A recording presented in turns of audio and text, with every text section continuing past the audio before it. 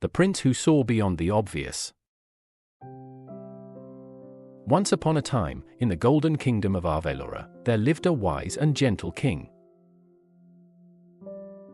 He ruled his people with kindness, but as the years passed, he grew old and weak. The king had one son, Prince Adrian, a boy of courage and compassion. But the council of elders insisted that bravery and kindness were not enough. Before becoming king, Adrian had to pass the test of kingship, a challenge that would prove his wisdom and ability to lead. The king agreed, for he too wanted to see if his son could anticipate problems, make fair decisions, and think for himself. The elders announced that on the day of the test, Prince Adrian would face 3 trials. But they did not reveal what the trials would be. The whole kingdom whispered with curiosity. Some said the trials would involve sword fights, others said riddles, and many guessed it would be a test of riches. Adrian did not waste his time guessing. Instead, he spent the days before the test walking among his people, listening to their worries, their hopes, and their needs.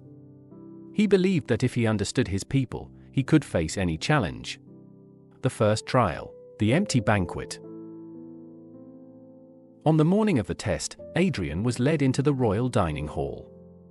A long table stretched before him, filled with golden plates and goblets, but not a single crumb of food. The elder in charge announced, "Prince Adrian, a king must never let his people starve. What will you do when there is nothing to serve at your table?" Adrian thought for a moment. Instead of demanding food from the servants or searching the palace kitchens, he sent a message to the town. Soon, farmers brought grain, fishermen brought baskets of fish, and bakers arrived with warm bread. The hall filled with the scent of food.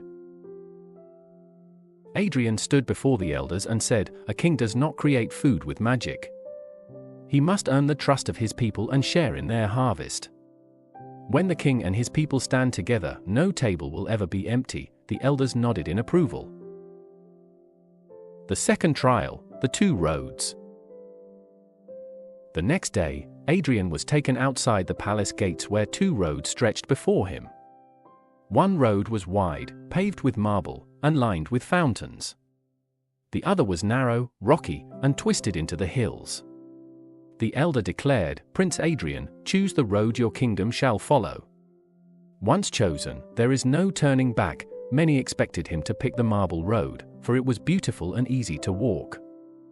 But Adrian noticed that the marble road led toward a desert, while the rocky road wound through farmland, rivers, and villages. He raised his hand and said, "The easy road may look fine today, but tomorrow it leads to thirst and hunger. The harder road leads to growth, water, and life."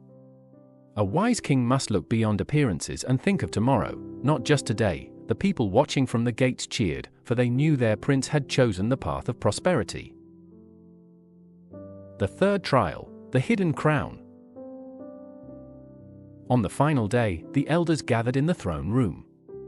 The great crown of Arvelora had been hidden somewhere in the palace.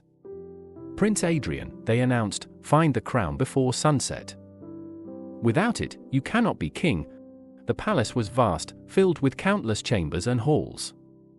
Adrian searched carefully, but as the hours passed, no crown was to be found. Then he remembered something his father once told him: a true king wears no crown until his people place it on his head. Adrian stopped searching. Instead, he walked into the town square and told the people what had happened. Moved by his honesty, the townsfolk wove a crown of flowers and placed it gently on his head.